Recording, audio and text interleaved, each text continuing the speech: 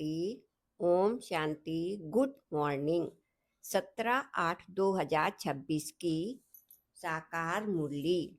मीठे बच्चे, बाप और दादा को भी वंडरफुल कहानी है।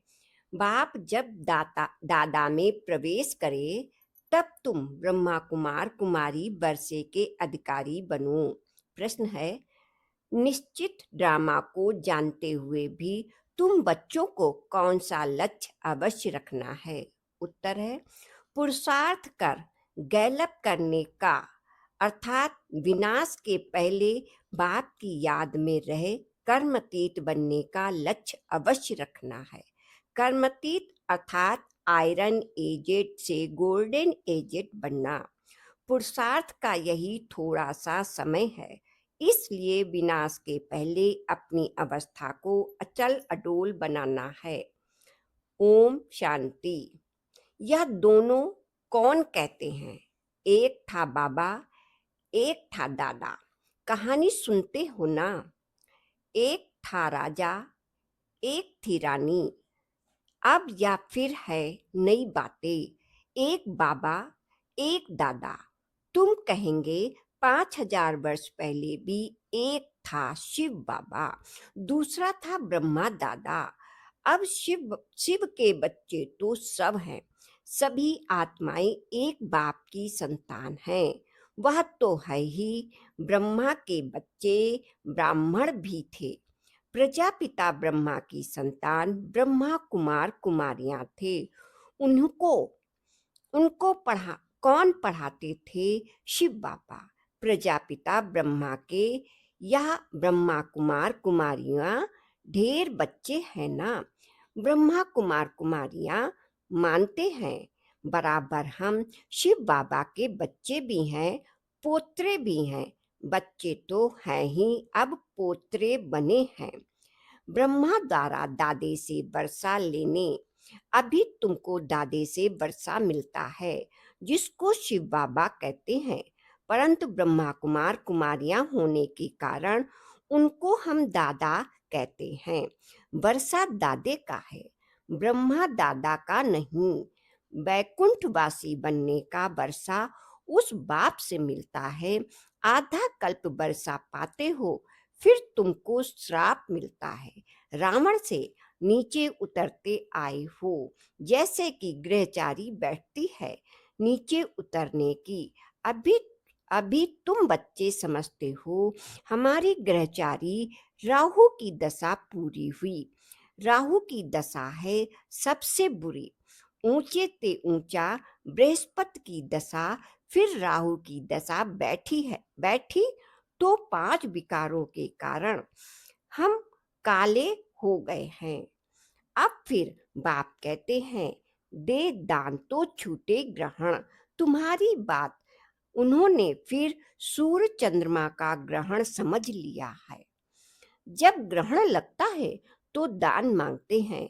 यहाँ बाप तुमको कहते हैं 5 विकारों का दान दो तो ग्रहचारी उतर जाए।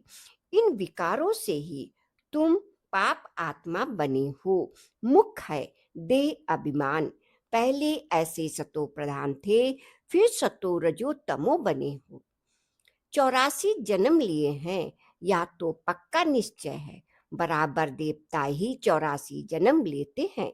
पहले पहले उनको ही मिलना चाहिए। बाप से गाया भी जाता है, आत्माएं परमात्मा अलग रहे बहुकाल। बाप कहते हैं, पहले पहले तुमको सतयुग में भेजा था, फिर अभी तुम ही आकर मिले हो। आगे तो सिर्फ गाते थे, उनका यथार्थ अर्थ अभी बाप बैठ समझाते हैं। अभी वेद शास्त्र जप तप स्लोगन आदि जो भी हैं, सबका सार बाप बैठ समझाते हैं। चक्र तो बिल्कुल सहज है। अभी कलयुग और सतयुग का संगम है। लड़ाई भी सामने खड़ी है, या भी तुमको निश्चय है। सतयुग की स्थापना होती है। कलयुग में जितने भी हैं उन सब के शरीर खलास हो जाएंगे। बाकी आत्माएं पवित्र बन हिसाब किताब चुकतू कर जाएंगी।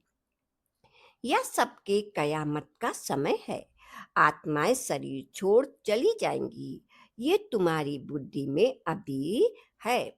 जब तक हम कर्मतीत अवस्था को पाएं, तब तक संगम पर खड़े हैं।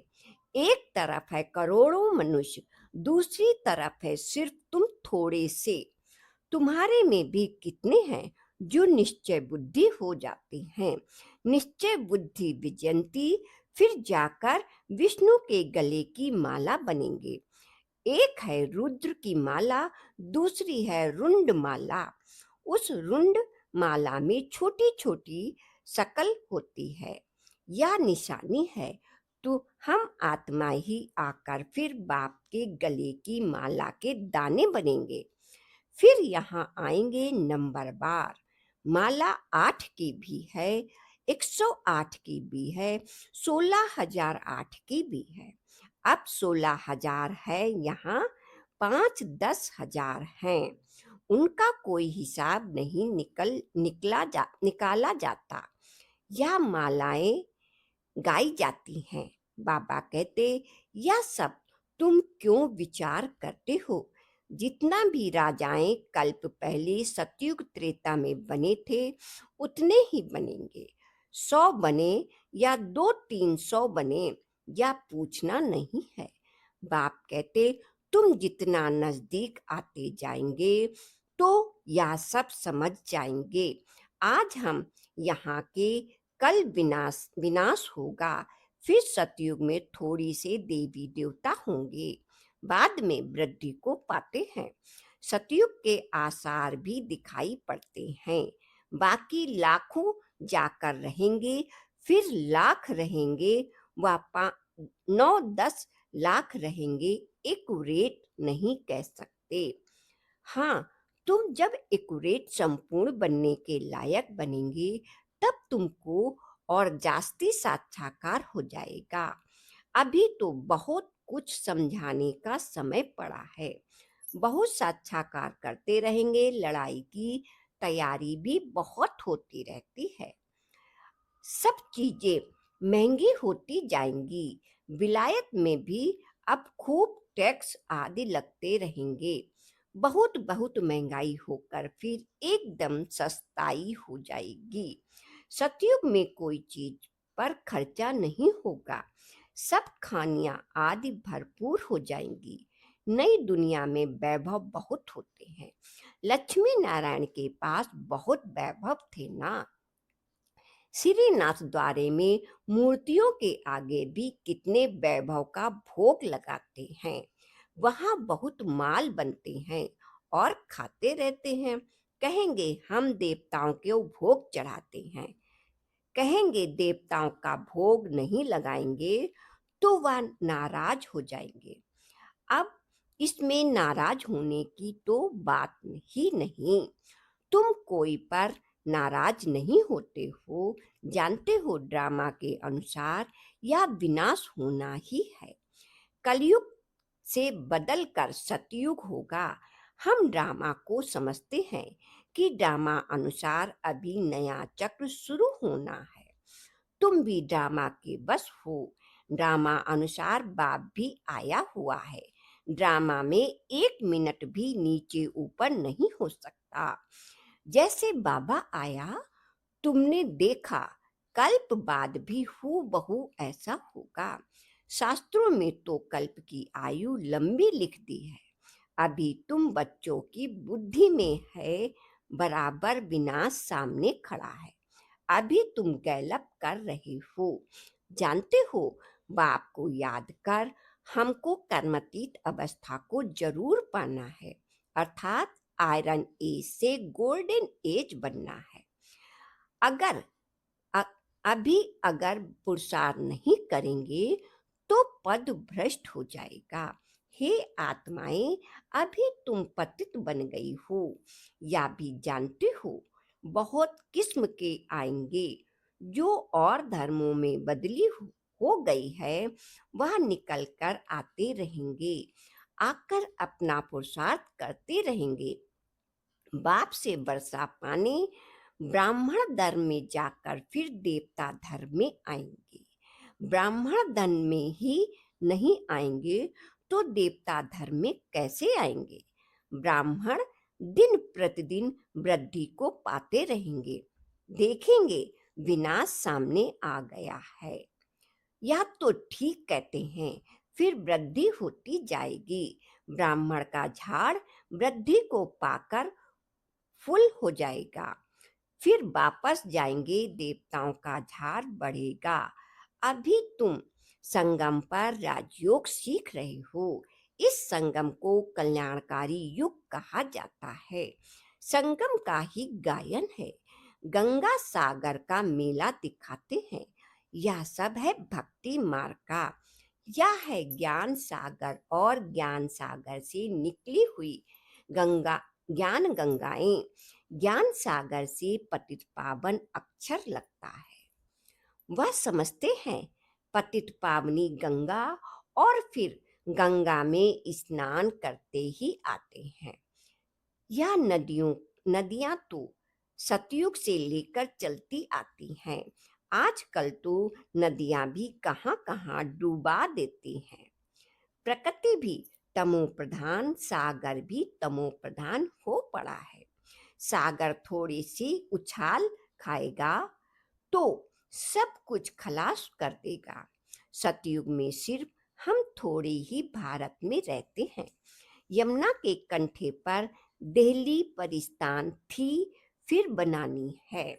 सतयुग में थोड़ा ही जीव आत्माएं रहते हैं, फिर धीरे धीरे आते जाते हैं। अभी है कलयुग का अंत, कितने ढेर मनुष्य हो गए। बेहद का नाटक है, जिसको अच्छी रीत समझाना है। भल कोई अपने को एक्टर समझते भी हैं, परंतु कल्प 5,000 वर्ष का है, यह किसको भी पता नहीं। कहाँ 84 जन्म, कहाँ 84 लाख। अभी तुम रोशनी में हो, तुमको बाप से वर्षा मिलता है। बाप कहते हैं मन मना भाव। बाप को याद करना है। शिव भगवानो वाच। भगवान की महिमा में और देवताओं की महिमा में बहुत फर्क है। बाप जो नई रचना रचते हैं, उनकी महिमा है सर्वगुण संपन्न। अभी तुम ऐसे बन रहे हो। बाप की महिमा और इनकी महिमा में रात दिन का फर्क है। यह राजयोग है ना, गाया भी जाता है। भगवान राजयोग सिखलाते हैं। वह है निराकार, तो जरूर निराकार से साकार में आना पड़े। भगवान की इतनी महिमा है तो जरूर आना पड़े। उनका जन्म दिव्य अलौकिक है और किसका दिव्य जन्म नहीं गाया जाता। या भी बच्चों को समझाया है। एक होता है लौकिक बाप, दूसरा है पारलौकिक बाप, जिसको ही भगवान कह याद करते हैं। और तीसरा है अलौकिक बाप या फिर वंडरफुल बाप है। जब पारलौकिक बाप बच्चों को एडॉप्ट करते हैं तो बीच में यह अलौकिक आ जाता है। प्रजापिता ब्रह्मा के कितने ढेर बच्चे हैं। शिव बाबा आकर ब्रह्मा द्वारा तुमको अपना बनाते हैं। कितने ब्रह्मा कुमार कुमारियां बनते हैं। लौकिक बाप को तो करके 8-10 बच्चे होंगे। अच्छा, शिव बाबा भी पारलौकिक बाप, उनके तो अनेक बच्चे हैं। सभी आत्माएं कहती हैं हम सब ब्रदर्स हैं। अब इस संगम पर फिर अलौकिक बाप मिलता है। यह ज्ञान तुमको वहां नहीं रहेगा। प्रजापिता ब्रह्मा बाप ही तब है जबकि बाप आकर नई सृष्टि रचते हैं। तो यह अलौकिक जन्म हुआ ना, इनको कोई समझ नहीं सकते। वह लौकिक, वह पारलौकिक और यह है संगम युगी। अलौकिक बाप, लौकिक बाप तो सतयुग से लेकर होते आए हैं। पारलौकिक बाप को वहां कोई याद नहीं करते। वहां होता ही है एक बाप, हे भगवान, हे परमात्मा कहकर याद नहीं करते। फिर द्वापर में जब भक्ति शुरू होती है तो बाप दो होते हैं। संगम पर है तीन बाप, प्रजापिता ब्रह्मा भी अभी मिलता है। अभी तुम अनेक बने हो, जानते हो, यह अलौकिक बाप है। अभी तुम इन बातों को अच्छी रीत जानते हो और याद करते हो। अपने को आत्मा समझ बाप को याद करो। सतयुग में याद करने की दरकार ही नहीं। दुख में पारलौकिक बाप का दर पारलौकिक बाप का सब सुमिरन करते हैं। वह तो बिल्कुल सहज बात है। सतयुग त्रेता में एक बाप होता, द्वापर में तो दो बाप होते। इस समय तुम अलौकिक बाप के बच्चे बने हो, जिस द्वारा तुम वर्षा लेते हो। तुम बच्चे ही ब्राह्मण बनते हो, जो फिर देवता बनेंगे। विनाश भी तुम्हारे को ही देखना है। जो तुम इन आंखों से देखेंगे, बॉम्ब्स छोड़ेंगे। मनुष्य तो मरेंगे ना। जापान में भी बॉम्ब्स छोड़ा, देखो ना कैसे मनुष्य मरे। अब यहाँ लड़ाइयाँ लगती रहती हैं। खुद भी कहते हैं हम तंग होते जाते हैं। 10-10 वर्ष तक लड़ाई चलती रहती है। बॉस में तो चपटी में, सेकंड में यह खलास हो जाएगा। चिंगारी लगती है तो शहर नष्ट हो जाते हैं। या तो बॉम्ब्स हैं, आग भी लगनी है। तुम बच्चे जानते हो बाप आए ही है स्थापना और विनाश कराने, तो जरूर यह सब होगा। पुरुषार्थ करने का अभी समय है। माया घड़ी घड़ी तुम्हारी बुद्धि योग तोड़ देगी। अर्जुन, तुम अडोल स्थित कहाँ बने हो? कहते हैं बाबा माया के तूफान बहुत आते हैं। कोई तो सारे दिन में घंटा आधा घंटा भी याद नहीं करते। बाप कहते तुम कर्म योगी हो, 8 घंटा तो यह सेवा करेंगे। 8 घंटा याद कर सको, इतना पुरुषार्थ करना है। याद करते रहने से विकर्म विनाश होते जाएंगे। इसको ही योग अग्नि कहा जाता है। यह है मेहनत। गृहस्थ व्यवहार में रहते हुए सिर्फ याद करना है। या भी बाबा बतलाते हैं कि जिन्होंने गृहस्थ छोड़ा है, बच्चे बने हैं, वह भी इतना याद नहीं करते। घर में रहने वाले और ही जास्ती याद करते। अर्जुन और भील का भी मिसाल देते हैं ना। मेहनत है बाप को याद करना और चक्र को समझाना। महाभारत लड़ाई भी जरूर लगेगी, सतयुग में थोड़ी ही लगी है। तो तुम बच्चों को अंधों की लाठी भी बनना है। सबको रास्ता बताना है कि बाप को याद करो, चक्र को भी याद करो, सुदर्शन चक्रधारी बनो। अच्छा, मीठे मीठे सिकीलते बच्चों के प्रति बाप दादा का याद प्यार और गुड मॉर्निंग। रूहानी बाप की रूहानी बच्चों को नमस्ते। हम रूहानी बच्चों को रूहानी बाप दादा का याद प्यार और गुड मॉर्निंग। शुक्रिया बाबा, आपका बहुत बहुत दिल से शुक्रिया। धारणा के लिए मुख्तार है। पहली पॉइंट, कम से कम 8 घंटा याद में रहने का पुरुषार्थ करना है।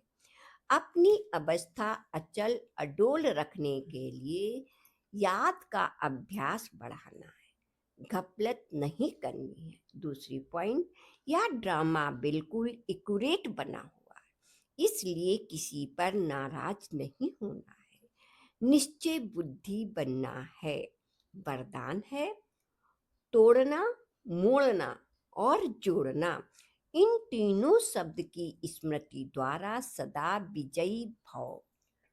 तोड़ना, मोड़ना और जोड़ना, इन तीनों शब्द की स्मृति द्वारा सदा विजयी भव। सारी पढ़ाई और शिक्षा का सार यह तीन शब्द में है। पहला, कर्म बंधन तोड़ना है। दूसरा, अपने संस्कार स्वभाव को मोड़ना है। तीसरा, यह बाप से सर्व संबंध जोड़ने हैं। यही तीन शब्द संपूर्ण विजयी बना देंगे। इसके लिए सदा यही स्मृति रहे कि जो भी इन नैनों से विनाशी चीजें देखते हैं वह सब विनाश हुई पड़ी हैं। उन्हें देखते भी अपने नए संबंध, नई सृष्टि को देखते रहो तो कभी हार नहीं हो सकती। स्लोगन है, योगी की निशानी है सदा क्लीन और क्लियर। योगी की निशानी है सदा क्लीन और क्लियर। ये अव्यक्त इशारे अपवित्रता के बीज को भी समाप्त कर संपूर्ण स्वच्छ पवित्र बनो। अगर ब्राह्मण जीवन में संकल्प में भी अपवित्रता व अमर्यादा आ जाती है तो तख्त नसीन की बजाय गिरती कला में अर्थात नीचे आ जाते हो। कोई विकर्म नहीं हुआ, लेकिन व्यर्थ